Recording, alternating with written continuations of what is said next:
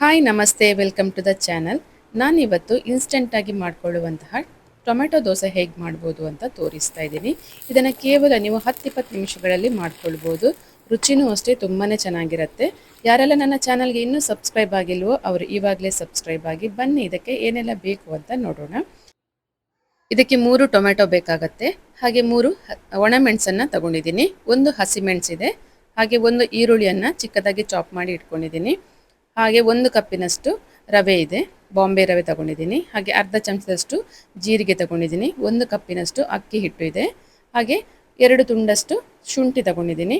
ಒಂದು ಅರ್ಧ ಕಪ್ಪಿನಷ್ಟು ನಾನು ಗೋಧಿ ಹಿಟ್ಟನ್ನು ತಗೊಂಡಿದ್ದೀನಿ. ಸ್ವಲ್ಪ ಕೊತ್ತಂಬರಿ ಸೊಪ್ಪು ಇದೆ. ಇವಿಷ್ಟು ನಮಗೆ ಟೊಮೆಟೊ ದೋಸೆ ಮಾಡೋದಕ್ಕೆ ಬೇಕಾಗತ್ತೆ. ಇವಾಗ ಮೊದಲಿಗೆ ನಾವು ಟೊಮೆಟೊವನ್ನು ರುಬ್ಕೋಬೇಕಾಗತ್ತೆ. ಅದಕ್ಕೆ ನಾನು ಇವಾಗ ಅದನ್ನು ಮಿಕ್ಸಿ ಜಾರಿಗೆ ಹಾಕೊಳ್ತಾ ಇದ್ದೀನಿ. ಇದರ ಜೊತೆಗೆ ನಾವು ಒಣಮೆಣಸನ್ನು ಕೂಡ ಹಾಕೋಬೇಕಾಗತ್ತೆ. ನಾನಿಲ್ಲಿ ಒಣಮೆಣಸನ್ನು ಸ್ವಲ್ಪ ಹೊತ್ತು ಬಿಸಿನೀರಲ್ಲಿ ನೆನೆಸಿಟ್ಕೊಂಡಿದ್ದೀನಿ, ಸ್ವಲ್ಪ ಮೆತ್ತಗಾಗಲಿ ಅಂತ. ಇವಾಗ ಇದಕ್ಕೆ ಶುಂಠಿ ಹಾಕ್ಕೊಂಡಿದ್ದೀನಿ. ಇದನ್ನು ಇವಾಗ ನೀರು ಹಾಕದೆ ಗ್ರೈಂಡ್ ಮಾಡ್ಕೊಳ್ಬೇಕು. ಚೆನ್ನಾಗಿ ನೈಸಾಗಿ ಗ್ರೈಂಡ್ ಆಗಬೇಕು. ನೋಡಿ, ಈ ಥರ ರುಬ್ಕೊಂಡು ತಂದಿದ್ದೀನಿ.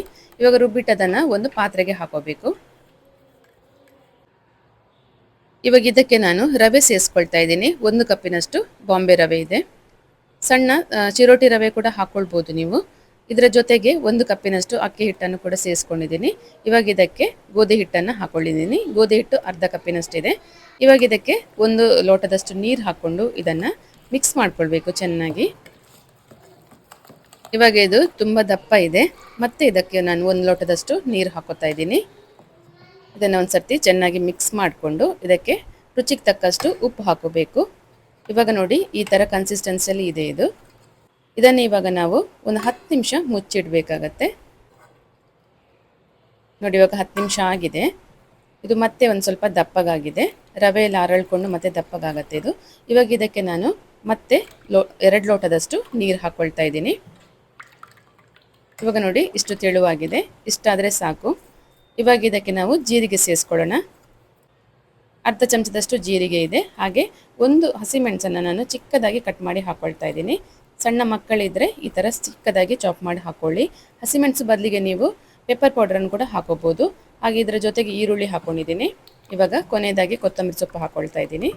ಮತ್ತು ಇದನ್ನು ಒಂದು ಸಲ ಚೆನ್ನಾಗಿ ಮಿಕ್ಸ್ ಮಾಡಿಕೊಂಡು ಉಪ್ಪೆಲ್ಲ ಕರೆಕ್ಟಾಗಿದೆ ಅಂತ ನೋಡ್ಕೋಬೇಕು ಒಂದ್ಸತಿ. ಇವಾಗ ನೋಡಿ, ದೋಸೆ ಮಾಡ್ಕೊಳ್ಳೋಣ. ನಾನು ಹೆಂಚು ಕಾಯಕ್ಕಿಟ್ಟಿದ್ದೀನಿ. ಇದಕ್ಕೆ ಇವಾಗ ಸ್ವಲ್ಪ ಎಣ್ಣೆ ಹಾಕ್ಕೊಂಡು ಇದನ್ನು ಬಟ್ಟೆ ಅಥವಾ ಟಿಶ್ಯೂ ಪೇಪರಲ್ಲಿ ಒರೆಸ್ಕೋಬೇಕು. ಇವಾಗ ನೋಡಿ, ಈ ಥರ ಇದಕ್ಕೆ ಹಿಟ್ಟನ್ನು ಹಾಕೋಬೇಕು. ರವೆ ದೋಸೆ ಹೇಗೆ ಹಾಕೋತೀರಾ ಆ ಥರ ಹಾಕೊಂಡ್ರೆ ಆಯಿತು.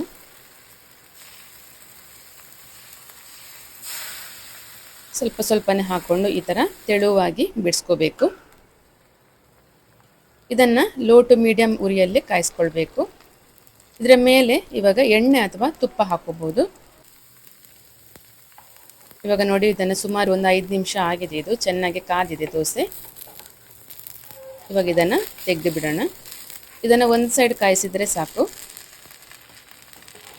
ಇವಾಗ ನೋಡಿ, ಒಳ್ಳೆ ಗರಿ ಗರಿಯಾದಂತಹ ಟೊಮೆಟೊ ದೋಸೆ ರೆಡಿಯಾಗಿದೆ.